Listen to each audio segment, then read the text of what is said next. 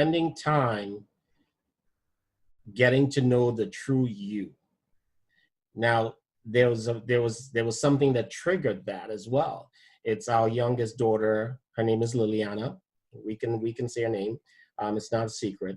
But Liliana was about 9 years old. She's 14 now.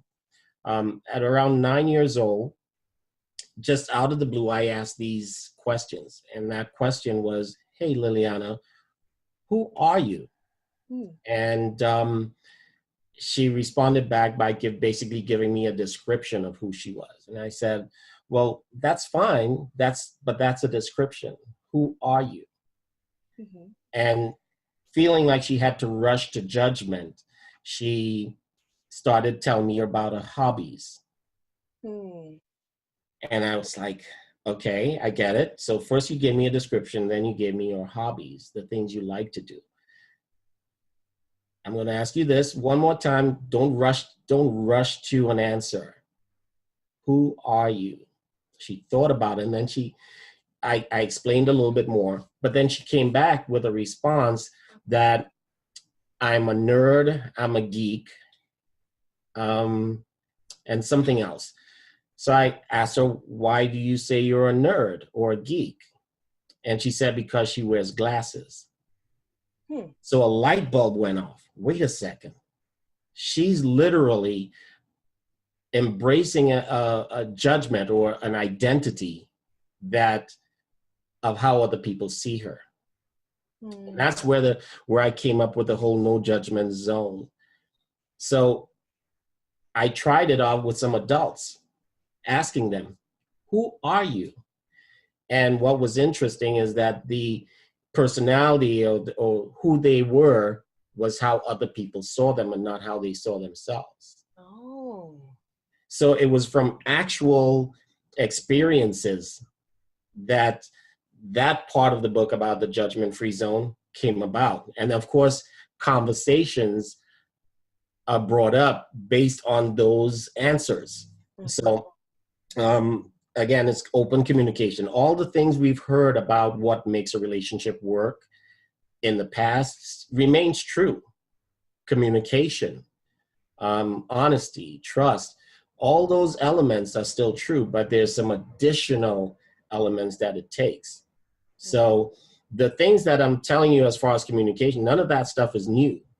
It's really things that we've heard years upon years handed down by our parents, our grandparents about the communication. There's just those additional little things, those additional little twists. It reminds me of our buddy John Vroman, who said, "It's not about remembering something new, it's remembering something true." Exactly. Right? Exactly. So back to the answer to that question, it's really getting to know who the real you are, what your wants, what your needs, desires. Forget relationships. We need some us time.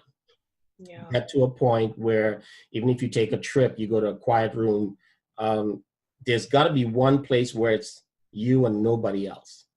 And ask the tough questions to yourself. If you don't want to have that tough conversation with another person and be vulnerable, have it at least with yourself.